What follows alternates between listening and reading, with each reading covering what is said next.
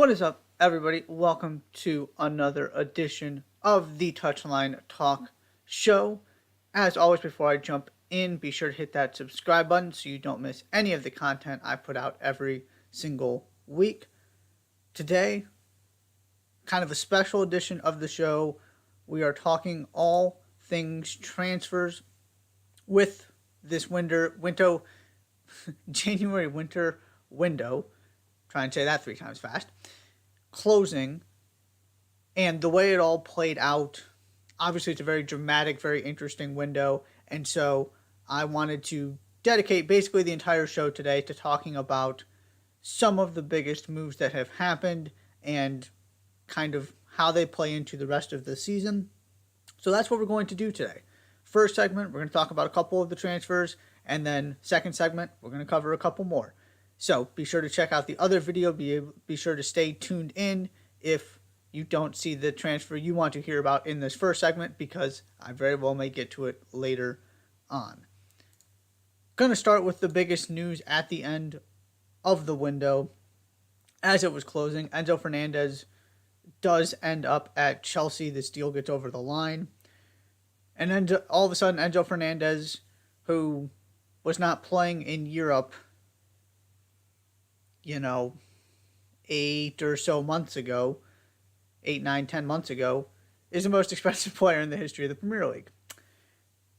Enzo Fernandez has played a total of 22 games in the Portuguese League and the Champions League, because Enzo Fernandez just got to Benfica this past summer.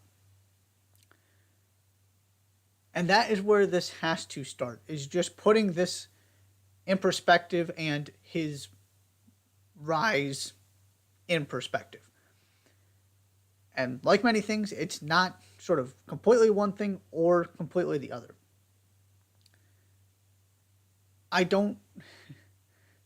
Again, he has played 22 games against what you would consider high-level opposition. He has played in the Champions League. He has done well in the Champions League. Obviously, he performed extraordinarily well at the World Cup. He has not played in a European top 5 league before.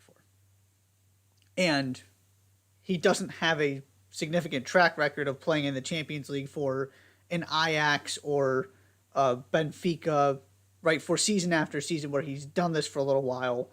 It's one of the things that made me confident about Erling Haaland is you had, and it's a little bit different, and granted, he also didn't have that much experience, but you had seen him deliver in the Champions League before he even moved to Dortmund. And I guess you could say the same about Enzo Fernandez. And that's why it's not that I'm worried about Enzo Fernandez making the transition to the Premier League and I am worried about him being an incredible failure where he just can't do anything. My concern comes in at the point where Chelsea just broke the Premier League transfer record for a guy whose average goals and assists per 90 production over his short career is comparable to what N'Golo Kante produced in the Premier League last season. Now, that was Kante's most productive season in terms of goals and assists, so I cherry-picked the number a little bit, and I'll admit that. But I will say that again. N'Golo Kante in the Premier League last season is comparable to the goals and assist production you're going to theoretically get from Enzo Fernandez. And by the way, Enzo Fernandez was not doing that in the Premier League.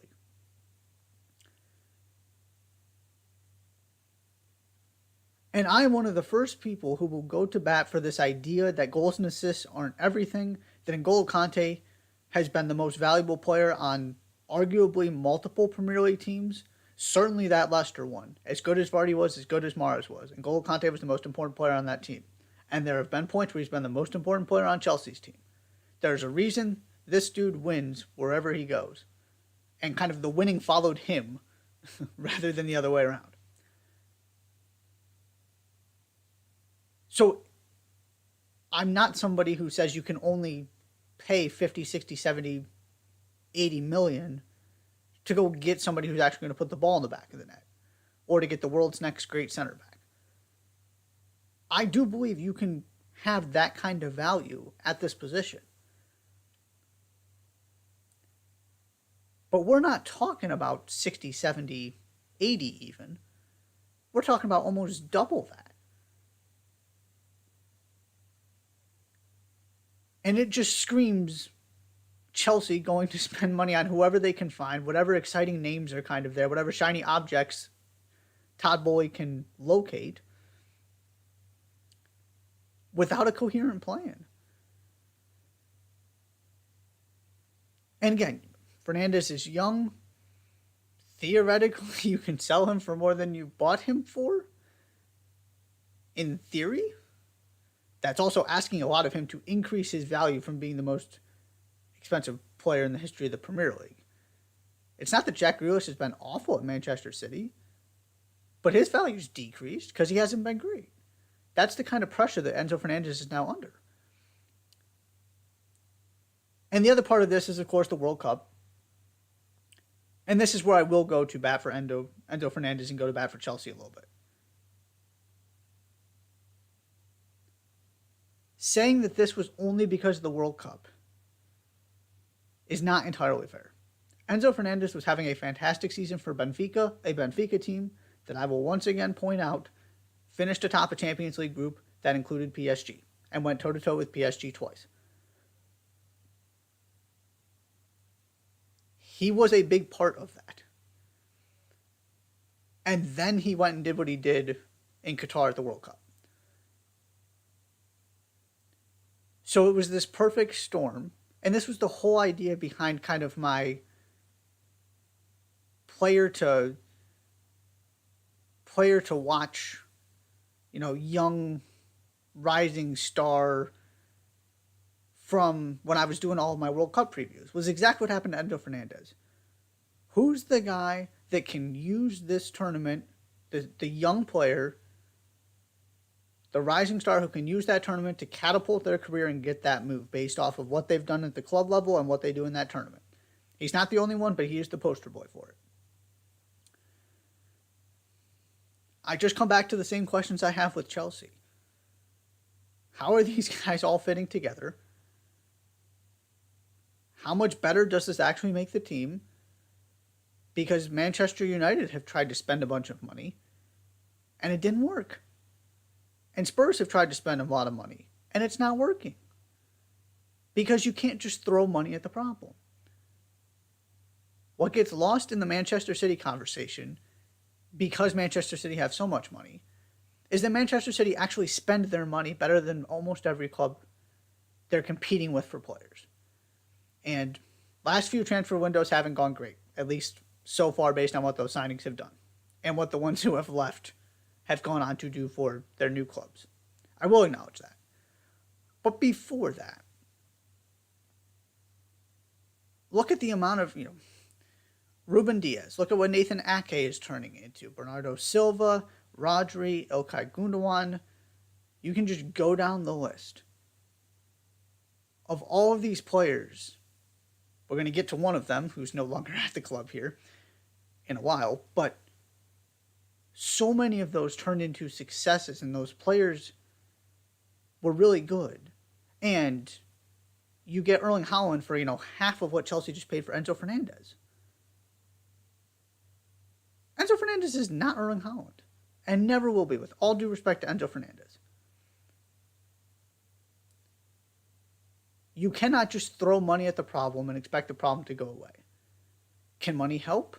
Sure, but you got to solve the actual issues. And I just haven't seen any reason to believe Chelsea can do that. I think Graham Potter has a chance. I will continue to back Graham Potter. I think he's the right person if somebody's going to be able to fix it. But just throwing a bunch of money on it is not going to get you any closer. And by the way, this is a team that's probably not going to be the Champions League next season. And on the financial fair play thing, I don't want to spend too much time on it. But the one thing I will say is it makes no sense to me how they're able to do this. I think that's where most people are at.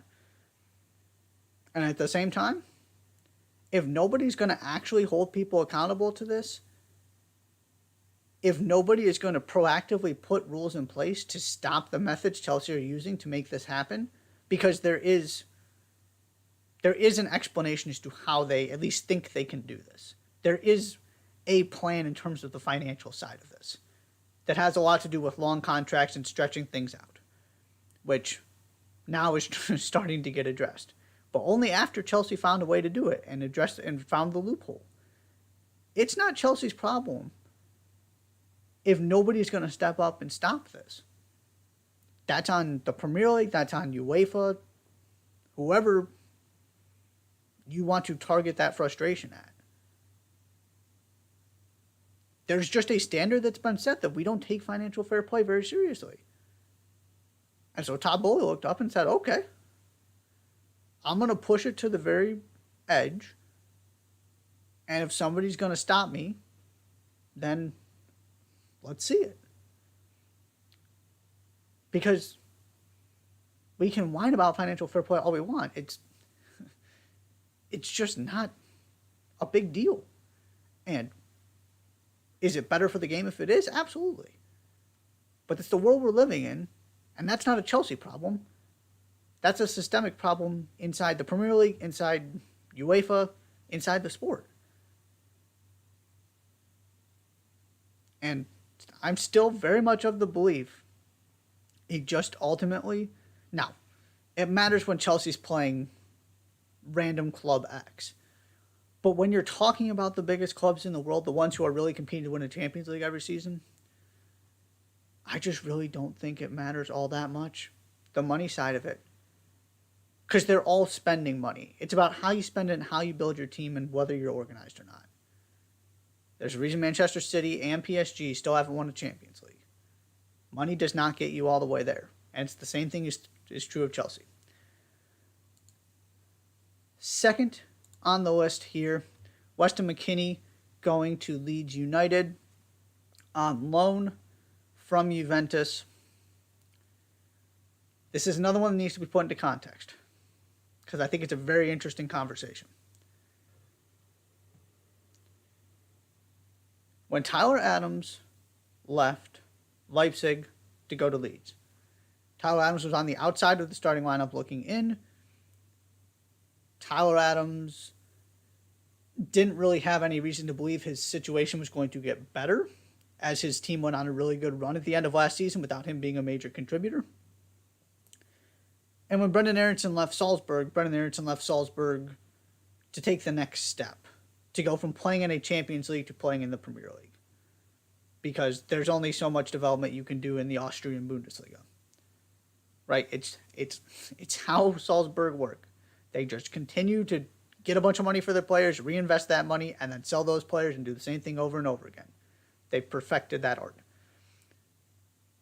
So there are very specific reasons why going to Leeds was a beneficial outcome and a beneficial move for those two players moving forward in their careers. Weston McKennie has already started more games across all competitions for Juventus this season than Tyler Adams did in his entire final season at Leipzig. What Tyler Adams has been able to do through his performances at Leeds, through his performance in the World Cup, was not only rebuild, but enhance his stock. He had to rebuild it coming off of that disappointing season in Leipzig where he fell out of favor. He did that and then some. Playing every single game at Leeds, anchoring a midfield, allowed him that opportunity. And then he was spectacular for the U.S. in the World Cup. Weston McKennie does not need to do that. Weston McKennie was starting regularly for Juventus. Not necessarily every single game, but a good majority of them. He was a starter. Now, the other side to this is what's happening at Juventus.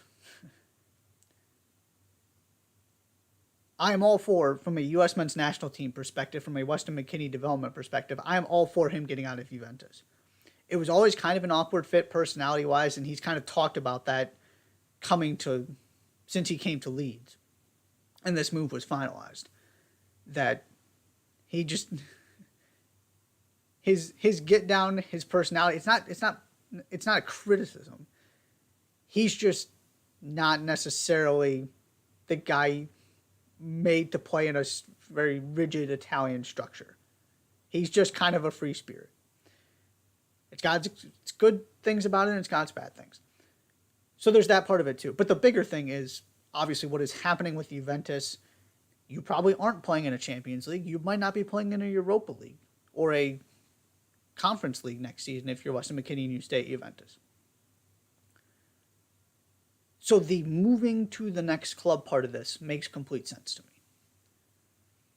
And this is a place where he's going to slot right in and play every single game in the Premier League.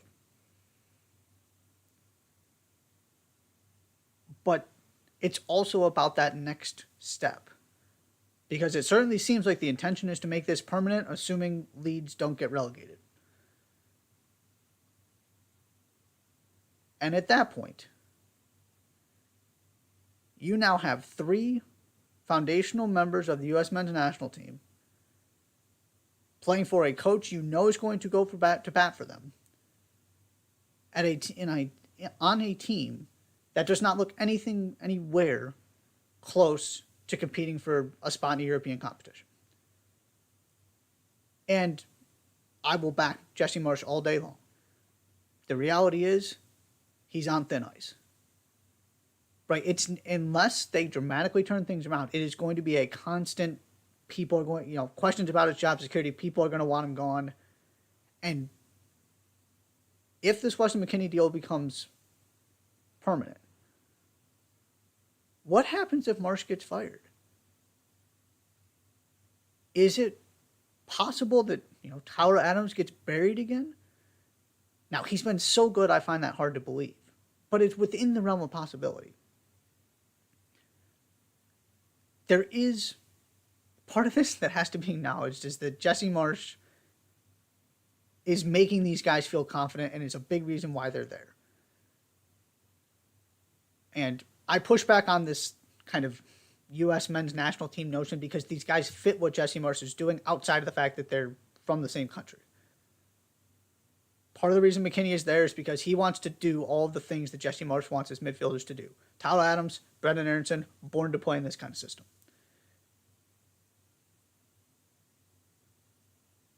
But all of a sudden you look up, and unless I'm missing somebody, and I really tried to go through, I don't think I did, there is not a single U.S. men's national team member who is likely to start in the Champions League knockout stage. You got players there. Okay, maybe Gio Reyna cracks Dortmund's lineup. It's possible. I expect him to come off the bench. Maybe Serginho Dest starts. He's been a backup at AC Milan.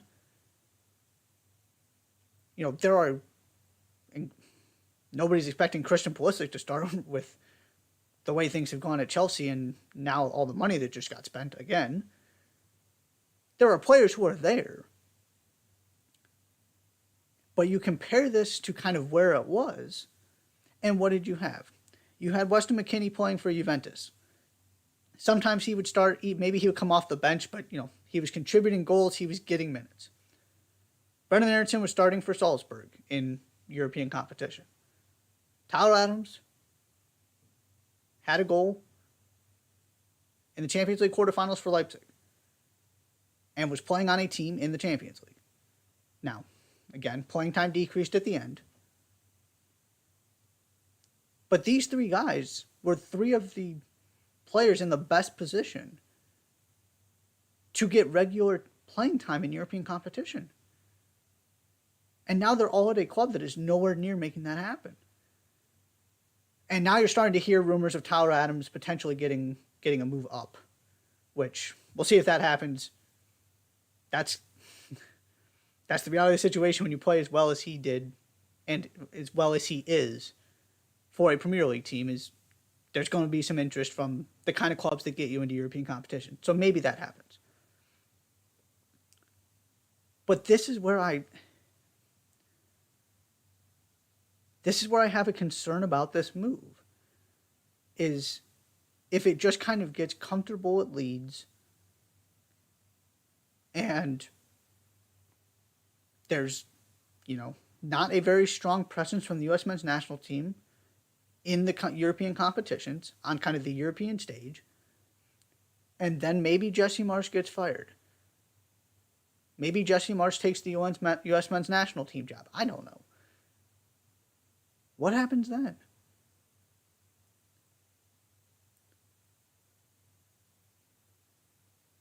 Weston McKennie and Tyler Adams are too good to be spending a significant portion of their prime not playing in European competition when they were doing it in their early 20s and performing fairly well.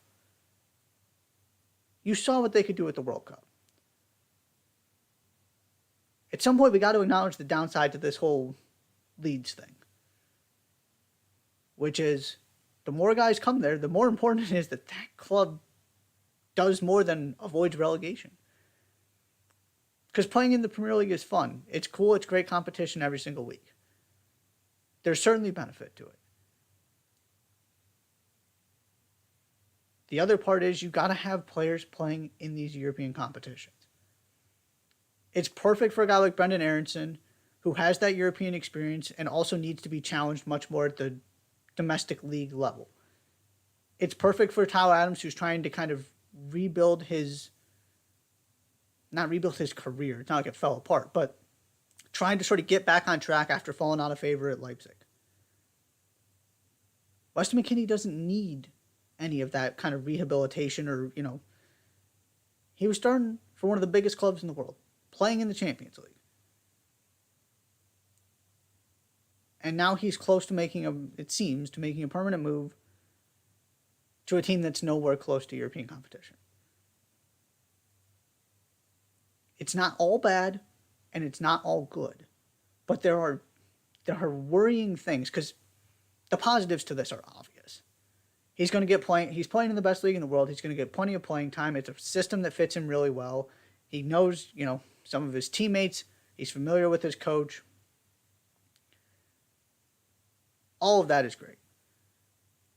There just is a downside to this that I don't think is getting talked about enough. And I just wonder if we're going to look up in a couple years, assuming Leeds stay up and kind of stay where they are. And we're going to start really wondering whether these guys were all better off making this move.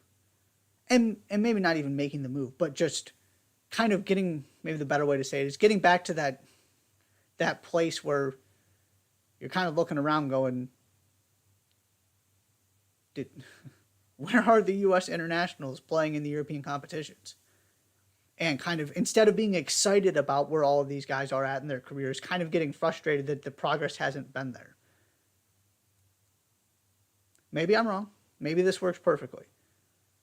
But there are some valid concerns and valid questions that I wanted to bring up there as Weston McKennie joins Leeds United. Okay, going to take the first break. When I come back, more transfer talk. Perhaps the biggest surprise of the transfer window, and the Premier League leaders get another piece at the end of the transfer window to bolster their squad. I'll talk about both of those next. You're watching the Touchline Talk Show. Don't go anywhere.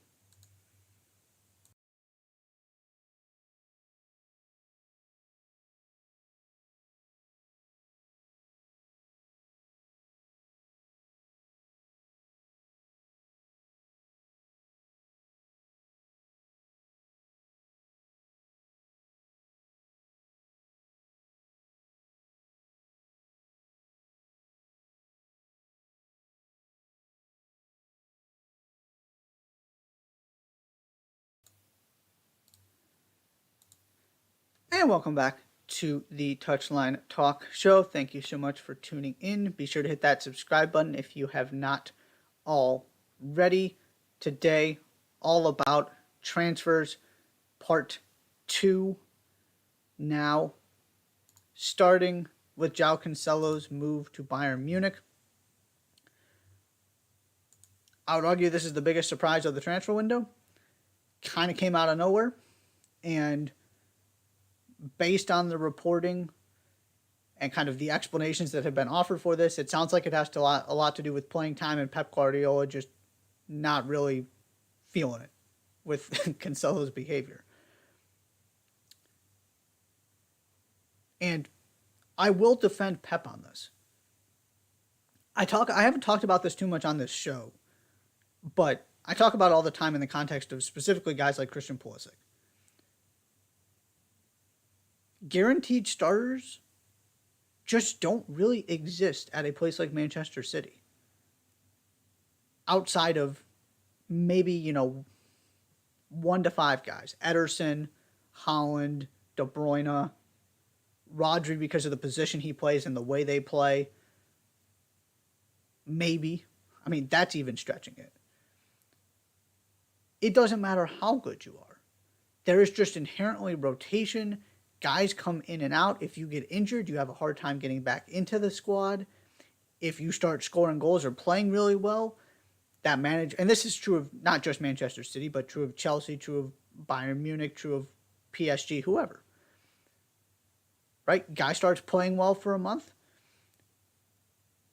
You're just not getting back in the squad. And then you might get back in the squad and you start playing well. And all of a sudden you're there for a month and a half and you can't get taken out of the starting lineup. Right? This is kind of what we've seen with Pulisic. He has these stretches where he gets to start regularly, then he gets hurt, and then he's got to work his way all the way back into the starting lineup because there just aren't guaranteed spots. And that's kind of where Cancelo found himself. It hasn't been a great season for him. I still consider him probably the best left back in the world, if not number 2. It's not like his talent just disappeared. But he seemed to be really, really unhappy and kind of unwilling to accept more of a rotational role and that he wasn't going to get every single game at one of the outside back spots. And to me, that's just part of the deal in Manchester City. It's part of what you sign up for when you go there. It doesn't matter how good of a player you are. It's just how it works. From Cancelo's perspective, I also understand why he's frustrated and not a fan of the way that this is working out and wanting more game time. It's just those two things. You got to understand the context of the situation you're in, that this was always a possibility in Manchester City. And then there's also, this whole thing is just weird. It makes you believe something had to have happened because of just the fact that City and Pep let Cancelo leave, and it does not appear he's coming back. And also the fact that Cancelo was not a regular starter at the World Cup, which also really confused me. So there's clearly something here. Pep was not the only one who saw this. It doesn't make a lot of sense to me. But there is a trend here that needs to be acknowledged. All that being said, from a Manchester City side, they're just outside of De Bruyne and Haaland and maybe Ederson. I just don't think anybody can be that valuable for that team because of its depth. Now, Cancelo is up there on that list, but to me, he is a level below those 3 guys. And Rico Lewis is here. Rico Lewis allows Pep to rotate the squad actually, maybe the better phrase is turn over the squad, which is something he's talked about. It's something Sir Alex Ferguson talked about. This idea that when you are continuously expected to win, you have to get fresh perspectives. You've got to get fresh players in there. You can't just keep giving the same message with the same manager to the same players for 4, 5, 6, 7 seasons in a row. You have got to just cycle people in and out. So Rico Lewis gives you a fresh, more than capable body who was programmed from them to play in this system in that position. And, Kyle Walker is still there. And all these center backs have just kind of turned into capable left backs. Ake, Laporte. It's still a little strange to me. Sometimes I scratch my head at it, but Pep seems to be happy with it. So while it looks like they're thin at the position, they do have a lot of bodies that can play it.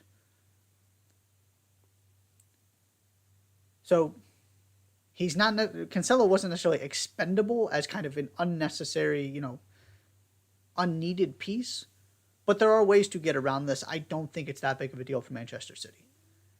It is a much bigger deal for Bayern Munich and what he could mean for this season. I keep talking about this, that somebody's going to make Bayern win this league, and they very well may have done it without Cancelo.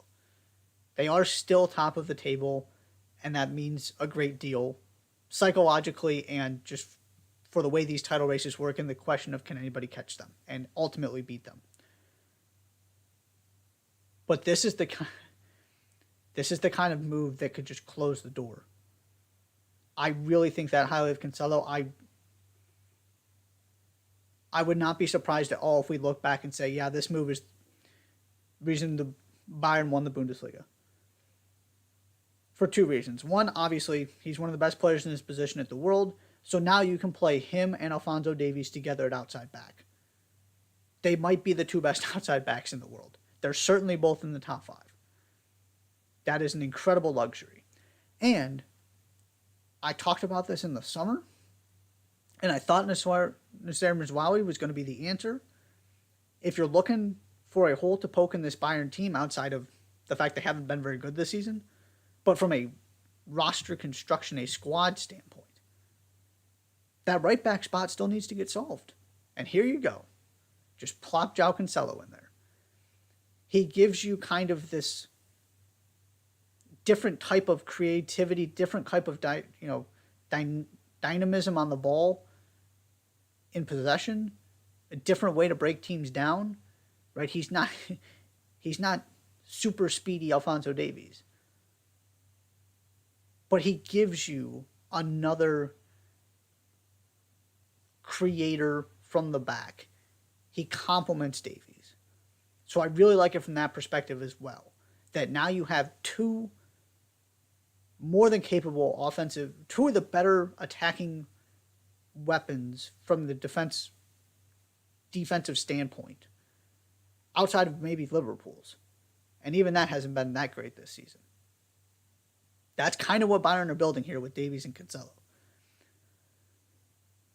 So ultimately for me, this is much more about what it means for Bayern than Manchester City. It's just fascinating that this all went down and Pep approved him leaving, because he is still one, if not the one of the best players at his position in the world. And he's comfortable on both the left and right side.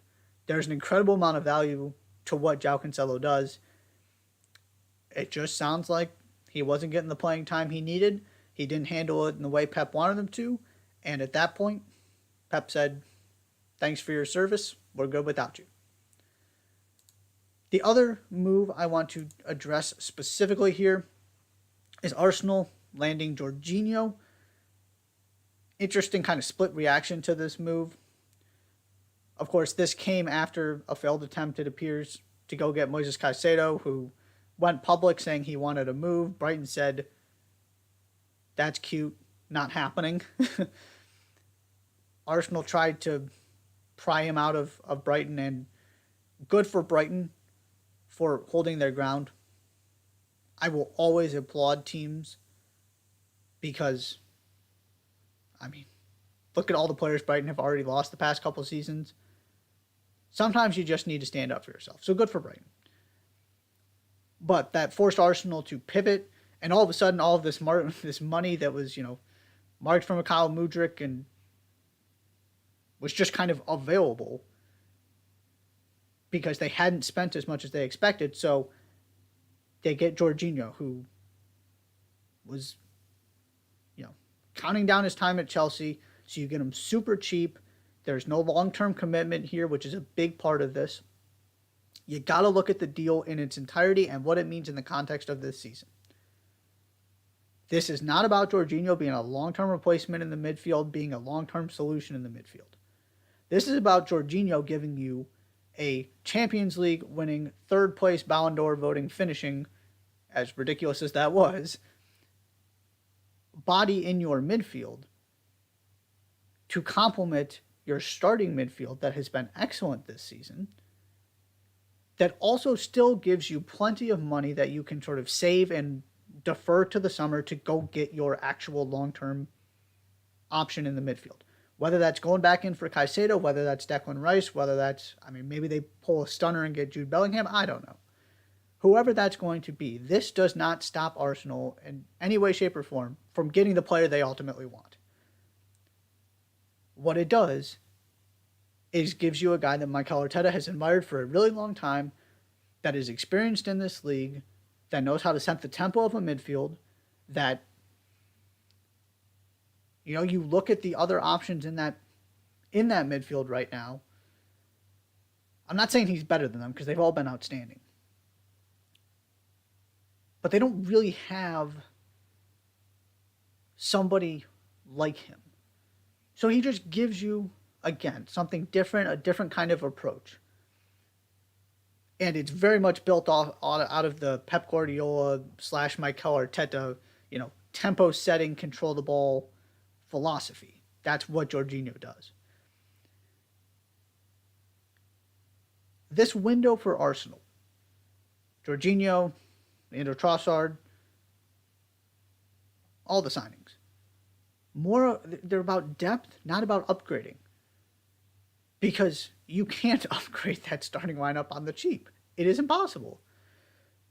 Because anybody who's actually going to improve that starting lineup is going to cost the kind of money that a Mikhail Mudryk cost, a Moises Caicedo was going to cost, whatever other, and Enzo Fernandez cost. That's just the reality of, it's a compliment to Arsenal and how well they've been playing. They don't need an upgrade in the starting lineup. There is not a hole there. Where there is a little bit of a hole, where there's a little bit of a concern, particularly as you get into the business end of the Europa League, a competition that they should be trying to win and will be putting forth more effort into now that they've gotten through the group stage, is the depth part of this. They've already done a sensational job upgrading. It's one of the reasons why they've been able to sustain this season. Right? You have a couple other midfielders, particularly Fabio Vieira, who have done a nice job. You got all kinds of options in defense, from Tomiyasu to Tierney, Zinchenko. You've got our center back playing right back because you can't fit all three center backs out there otherwise. You've got, 5-6 center defenders you trust. You've got your front three. Also, remember, Emile Smith-Rowe just hasn't been a factor this season. He's almost like a new signing in and of himself. And my one question was Gabriel Jesus, and look at Eddie Nketiah. Slots right in, doing a terrific job. They do have enough depth to make this happen and to not sort of fall apart when they have to put more resources into the Europa League. But now you're looking, and at that point, okay, so what else can you upgrade? Well, we could use another winger, because it's kind of Saka and Martinelli. Enter Leandro Trossard. We could add a little bit of technical ability in midfield. You try and take some of the playmaking responsibilities off of Odegaard, because that's not, Jock has been excellent this season, but he kind of is a Swiss Army knife doing a little bit of everything. It's not really what Thomas Partey does. So we get Jorginho. Also, this is a really young squad that hasn't really gone through this before as well as they're handling it. We could use another guy in the locker room who knows how to make this happen, who knows how to win at the highest level. Jorginho offers you that too. To me, this was a home run of a transfer window for Arsenal. They needed to get some extra bodies to just give them a little bit more. If somebody gets hurt, just a couple proven commodities can contribute right away, can step right in and help you. And if it worked financially to go get the long-term targets to continue to build this core, great. It didn't. The money they would have spent on Caicedo would have been worth it. He's fantastic. You can always go get, it's not like Brighton sold him to somebody else. You're going to have another shot at him. Don't spend money for money's sake. Take the pragmatic options because your priority is the here and now and making sure you win this Premier League. the rest of it will take care of itself if you do that first. Arsenal are in a better position to do that because they got Jorginho and because they got Leandro Trossard. Well done, Edu. Well done, Mikel Arteta. I know these weren't necessarily the inspiring signings Arsenal fans wanted to kind of put them over the edge, but I just look at it and I say this is more than enough. This is what you needed to do. You are better, you are deeper than you were at the start of this transfer window, and that is all that matters. A couple other things I want to talk about in terms of transfers with this window closing in the Premier League specifically. Bournemouth, Leeds, Nottingham Forest, Southampton, Wolves all made significant signings, most of them in attack. It's kind of a theme, right? Struggling to score goals. Going to try and improve your offensive firepower by going and getting somebody to hopefully score you some goals. You notice the team I didn't mention in there was Everton, because Everton seemed to try but failed to upgrade where they needed to and watched all of their competitors in the relegation battle add players that theoretically make them better. Everton then sold Anthony Gordon to Newcastle. It never made sense to me why Anthony Gordon was valued the way he was this summer. It does not make sense to me why Anthony Gordon was valued the way he is right now. This is terrific business for Everton. I don't get it for Newcastle. Anthony Gordon, for his career, is averaging 0.23 goal involvements per 90 minutes in the Premier League.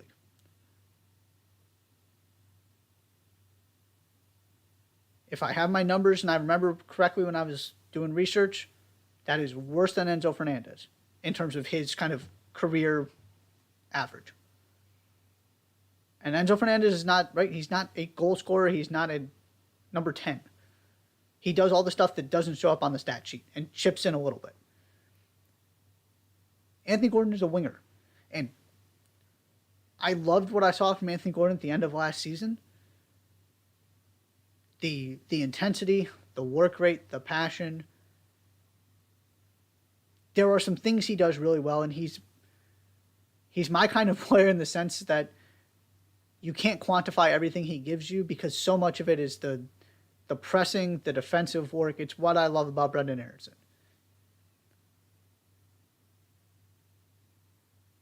But if you're spending that much money on this guy, he's got to contribute more than just kind of being a role player, especially for a team with Newcastle's ambition. I mean, he and Alexander Isak are nowhere near each other in terms of what they're offering you going forward. It just makes me scratch my head. I don't understand what Anthony Gordon, other than just being a young player who, has shown some good things at times, what he did to make his value get this high and make teams be interested in signing him for this kind of price. Maybe I get proven wrong on this. Maybe he becomes, Eddie Howe gets the most out of him, becomes a really good player. Of course, there's still plenty of time. It's not like he is the finished product at this point.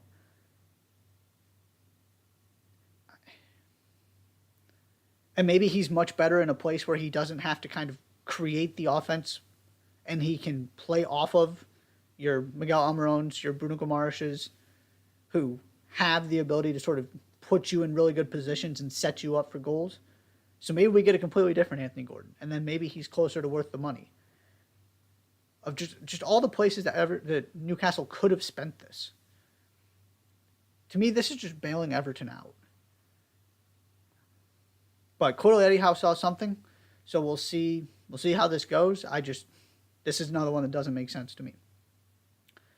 My favorite signing, probably, at least under the radar one, that is going to be talked about a lot more than it is right now in a couple years, is Leicester getting Harry Souttar. Harry Souttar has Harry Maguire written all over him, and I mean that in a good way, not a bad way, in terms of I I fully expect this guy's going to show up at Leicester. All of a sudden, 6, 12, 18 months from now, everybody's going to be going, my goodness, look at that guy. Just rock solid at the back. He's 6'6", I think. He is a mountain of a man, just like Harry Maguire. He was excellent for Australia at the World Cup. He was another guy that I kind of identified going into that tournament as somebody who you may not have heard too much about. And I wasn't watching him play. And, he had the injury right before the World Cup, so he's been out for a while. But it was clear this guy was going places. And it was clear it was a matter of time before he got to the Premier League. And I really think it's a matter of time before he is playing for one of the bigger clubs in the world. And you're going to see the same thing that happened with Harry Maguire, the same thing that happened with Wesley Fofana. It becomes very clear very quickly this guy is really, really good. And all of a sudden, Leicester are trying to fend off interest and, year, 2, 3, whatever it might be, he's kind of the next big thing at the center back position. And also, for a team that can't defend set pieces, and a team that had such an awful summer window, to do what Leicester have done in this transfer window, to completely, through the 2 windows, completely overhaul their center back position that was such a problem. Well done, Brendan Rodgers. And well done to Leicester. I don't think it's going to make much of a difference this season, but all of a sudden you have 2 center backs you feel good about moving forward. You're probably going to, the next step is you got to figure out Yuri Tillmans and James Maddison, because there's a good chance neither of them are playing for you next season. So you got to replace those guys. And you need something more from the striker position. You can go on and on about the potential flaws, the questions Leicester have to answer moving forward. But the reason they were so bad at the beginning of the season was set pieces and the defense. And they have done a great job addressing both of those issues. And now you have 2 center backs who are young, who you can sell moving forward, who have played in a World Cup, or at least, had that international experience. So, bravo. That's my one under-the-radar signing that I was a huge, huge fan of. That is all for Transfer Talk Round 2. Going to take one more break, and then when I come back, we're going to wrap it up with the weekend look ahead like always. You're watching the Touchline Talk Show. Don't go anywhere.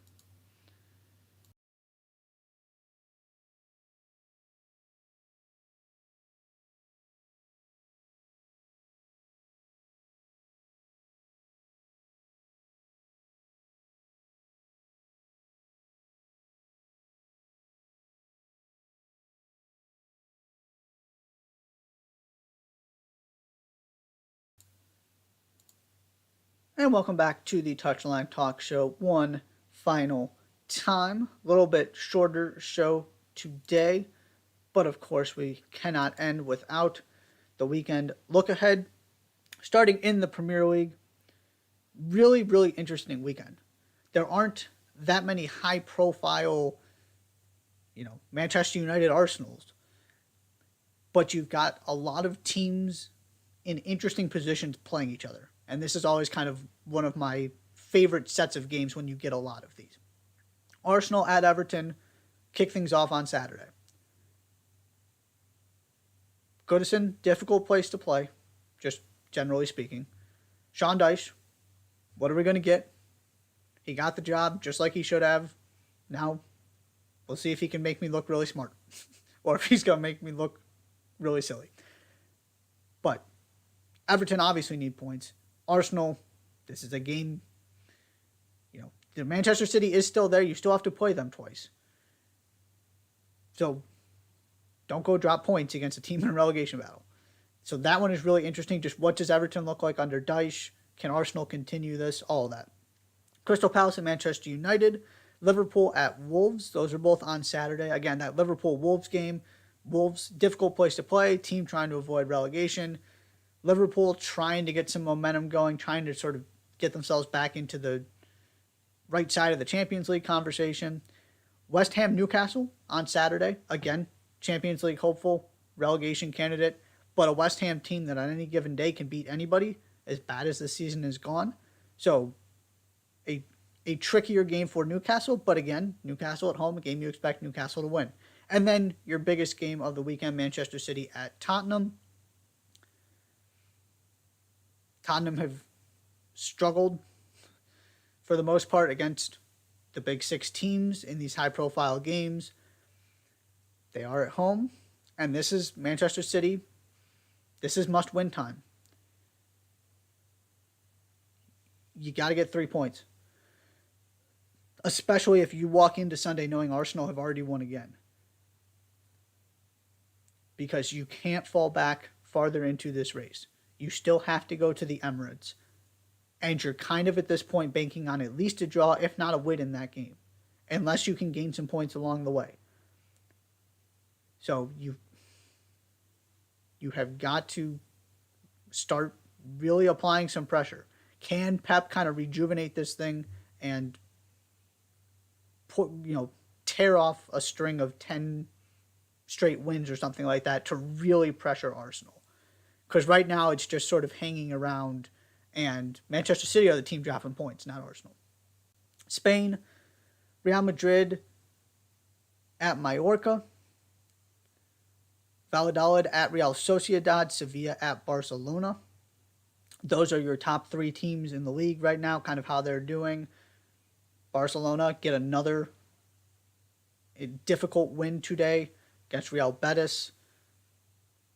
Find a way to get some goals at the end as they get closer and closer to being in commanding control of this title. I would argue they already are. It's theirs to lose. I've been saying that for weeks. It was never as close as the table indicated, and now it's kind of starting to bear itself out. In Italy, not too much going on in Italy because of the Coppa Italia. You got some teams playing Monday, teams playing Tuesday. Napoli taking on Spezia Calcio on Sunday. Before that, Atalanta travels to Sassuolo on Saturday, a Sassuolo team that just thumped AC Milan.